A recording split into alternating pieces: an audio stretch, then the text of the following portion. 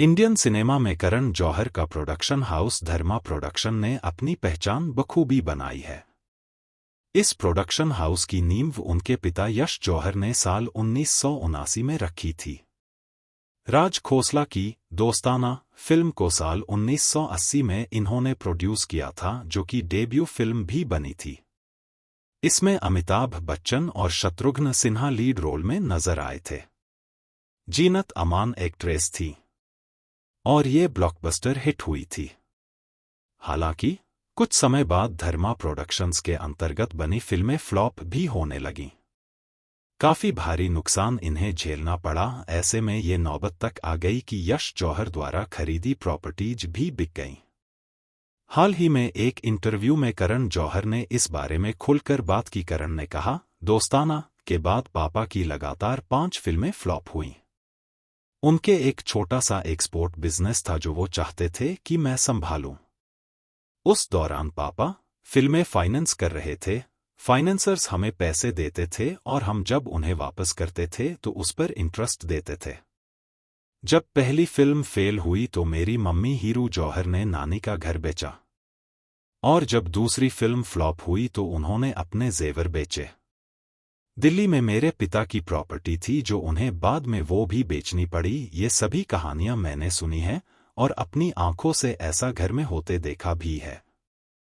हमारे पास पैसा नहीं था। हम लोग मिडिल क्लास लोग थे।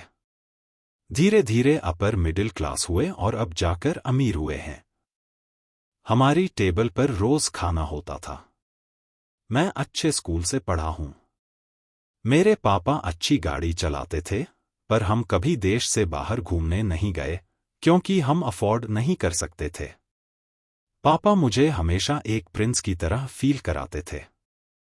मेरी पॉकेट मनी 25 रुपए थी, पर मुझे वो 50 रुपए देते थे।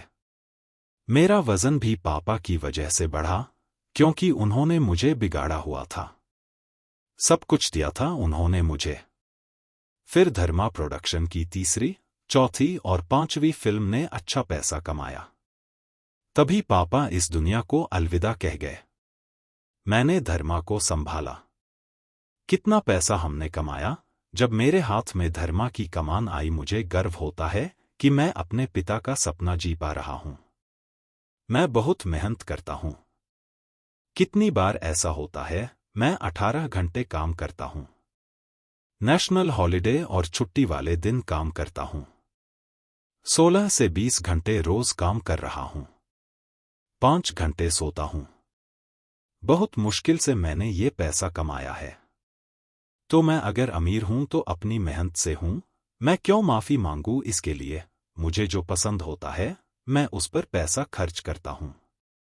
मुझे शॉपिंग करनी पसंद है। मैं अपनी मेहनत के लिए क्यों माफी मांगू। जिसको जो सोचना है सोचे। बता दें कि करण की फिल्म रॉकी और रानी की प्रेम कहानी ने शानदार कमाई की थी।